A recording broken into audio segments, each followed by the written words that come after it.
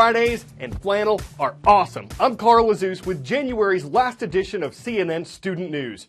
First up, the World Health Organization, part of the United Nations, it says the Zika virus is now spreading explosively in the Americas. It's not new to the world.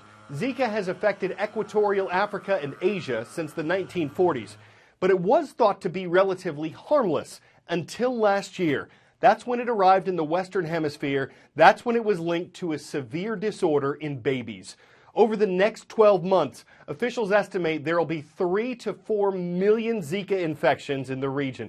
Health officials say the El Nino weather pattern could help spread the virus. It's expected to increase the populations of mosquitoes that carry Zika. Researchers are pushing for international efforts to control mosquitoes and speed up vaccine research to fight the disease. Here's what we know about Zika. Some of it will frighten you, but maybe not as much as you think. It's a mosquito-borne virus, part of the same family as yellow fever, West Nile, chikungunya, and dengue. As things stand now, there is no vaccine to prevent Zika or a medicine to treat the infection. The most common symptoms include fever, rash, headaches, and red eyes. But 80% of people who get Zika won't even know they have it. That's right, there are only symptoms in 1 in 5 people. Now, the virus is spreading quickly across Central and South America and the Caribbean. What makes Zika so scary is this alarming connection between the virus and microcephaly, that is, babies being born with heads and brains that are too small. In Brazil and several other Latin American countries, they've become concerned enough they have asked women there not to get pregnant. In the United States, pregnant women are being told to postpone travel to any of these countries. In case you're curious, this is the bloodsucker everyone's after, the female Aedes aegypti. She's an aggressive biter that, unlike other mosquitoes, feeds mostly during the day. For example, she's different than the mosquitoes that transmit malaria, who like to feed at night. That's important because bed nets won't help as much here. The best way to prevent infections is using insect repellent with DEET, wearing thick long-sleeve shirts and long pants, and staying inside in screened, air-conditioned areas as much as possible. For your chance to get on roll call, please make one request daily at cnnstudentnews.com. We're taking you to Central Europe today. First time we've ever shouted out Slovakia, and it's great to have viewers at Business Academy in Trnava.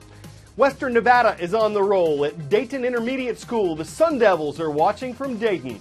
And our third stop is in Central Washington. Hello to the Warriors, while Luke Junior High School is in Mattawa. In the race for the White House, 12 Republicans are running to win their party's nomination for president. 3 Democrats are running to win their party's nomination. There will be only one from each party who actually appears on the ballot this fall. How will each final candidate be determined? That's done through a series of primaries and caucuses, ways that voters in each state help choose each party's nominee. The process officially starts Monday. The Hawkeye state of Iowa holds the first in the nation caucuses. Why Iowa? Because in the 1970s, the state decided to schedule its caucuses ahead of the primaries in all other states. It even made a law about it. It says Iowa's contests must happen before all the others by at least 8 days. So if another state decided to schedule a primary on January 15th, for example, well, Iowa would then move its caucus date up to January 7th. Keep this in mind, though. Whoever wins Iowa doesn't necessarily go on to win their party's nomination. Sometimes they do, sometimes they don't. But winning Iowa does give candidates momentum. It keeps their names in the media. It helps them with fundraising and party interest.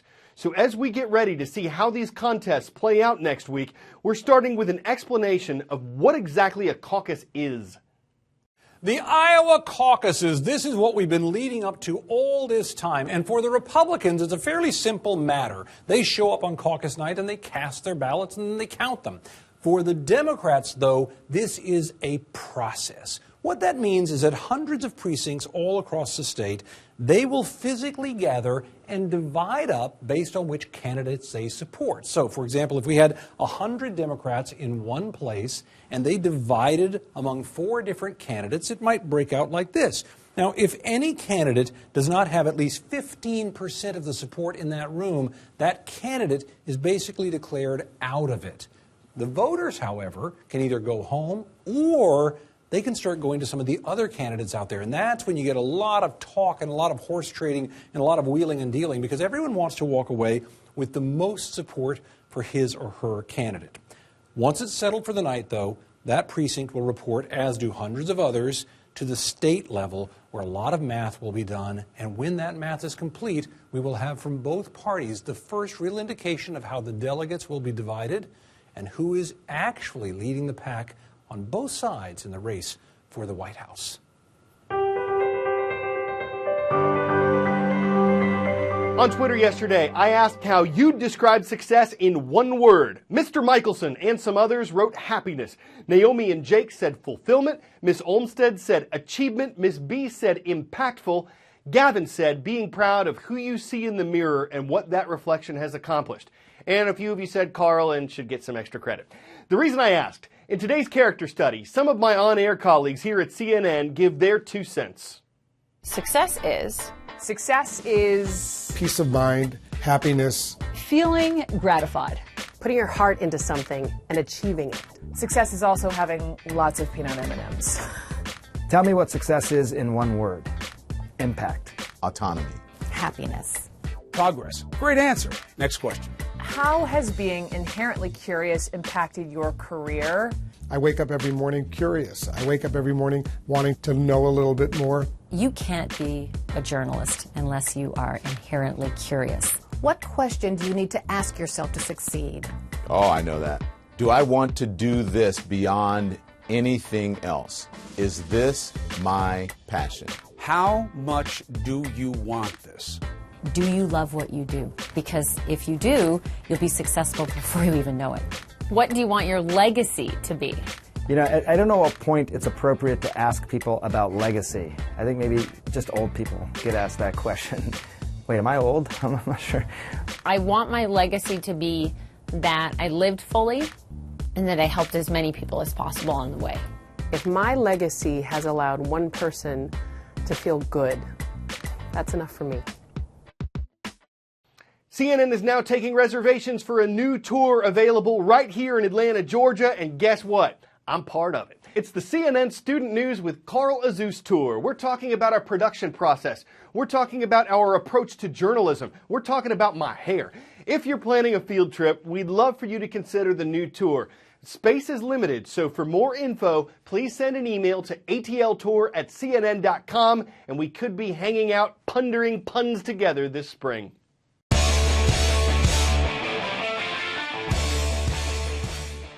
Okay, if we were to tell you that you were about to see one of the most expensive photographs ever sold, you might think it'd be something historic, or someone historic, or something incredibly rare. Nope, it's a potato. This potato. It's not even a sweet potato. But last year, the photo reportedly sold for $1,080,000. It was taken by a celebrity photographer whose other work hangs in the National Gallery of Ireland.